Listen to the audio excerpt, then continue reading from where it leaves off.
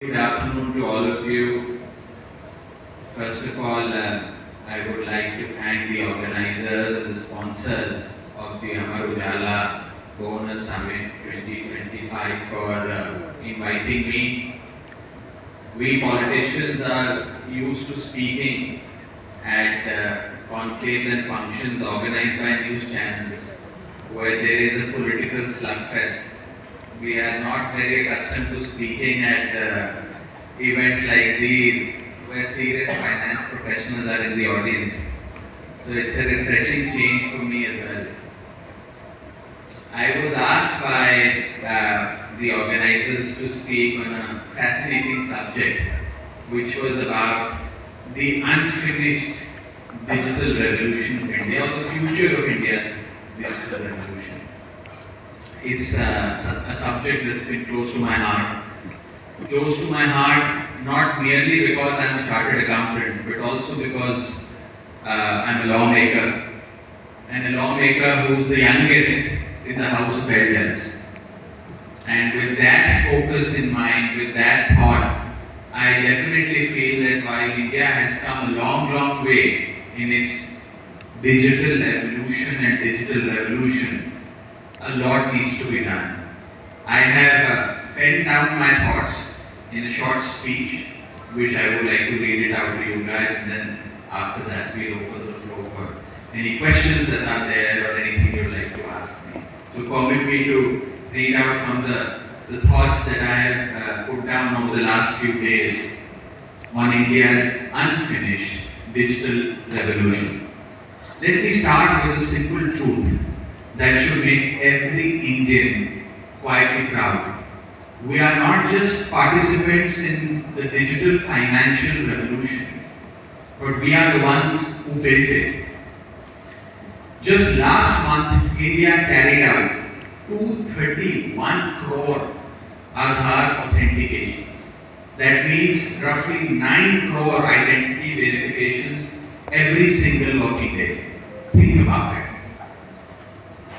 We verified identity faster than any advanced economies process payments. This isn't just efficiency. This is a complete reimagination of what governance scale digital infrastructure can do. Let's take UPI for an example. In November 2025 alone, it processed 19 billion transactions. In August, we touched 20 billion transactions. Today, India handles more digital payments than the entire global visa network. Nearly half of the world's real-time payments run on Indian innovation. But why did this happen? This happened because we asked bold questions. Questions like, can money move instantly? Can payments be free? Can technology truly democratize finance? And we just didn't stop there. The e-rupee is one of the most ambitious monetary experiments happening anywhere in the world. From 100 crores of e-rupee in circulation in the year 2023 to over 1,000 crores by March 2025, a 10-fold leap. 6 million active users, 17 banks. I think we're quietly building a future where money behaves like code. And our fintech sector in particular, the world's third largest, is not just growing, it's shaping global standards with 10,000 companies and 14% CAGR. We're only behind the US and the UK when it comes to our fintech sector. These might be incredible achievements, but they force us to ask that are these just milestones or museum pieces? Have we built the engine but stopped the car? Because while we redefine what we did, the world has moved to the next level, the next layer, where they're rewriting how ownership works, how settlements work, how liquidity itself works. And this is where my concern, my worry begins. That are we getting too late? Let's look at 3 jurisdictions in particular. First is Dubai. Dubai a regulatory magnet. The VARA regulations that just came out, the VARA, have given clarity, predictability, and zero drama. This clarity is powerful because now 9,000 Indian companies have moved to Dubai, not for breaches, but because regulatory friction in India at home is heavier than the rent that they pay abroad. The DFCC alone holds 700 Web3 companies, many of them founded by Indians. Our code is written here, but the profits are booked overseas. Let's look at the second jurisdiction, Singapore. Singapore is truly reimagining global finance through projects like Project Guardian. 40 plus institutions from UBS to Citi are running live tokenized statement pilot projects. They are preparing for $30 trillion tokenized asset world. Let's look at jurisdiction number 3, Hong Kong, which is positioning itself as Asia's stablecoin hub, Asia's stablecoin center. Many of these institutions are working out of Hong Kong for a Hong Kong bank, Hong Kong dollar bank stablecoin as an instrument for global trade settlement. And in India, the country which is the third largest when it comes to Web3 developer pool, contributing nearly 17% of the global blockchain talent, we are effectively just watching from the sidelines as our own Indian innovators leave the country. Our taxation policy, which is a 30% flat tax with 1-2% TDS, is making trading uneconomical overnight. Volumes are collapsing, active users fell, and ironically, losses in crores of revenue happened.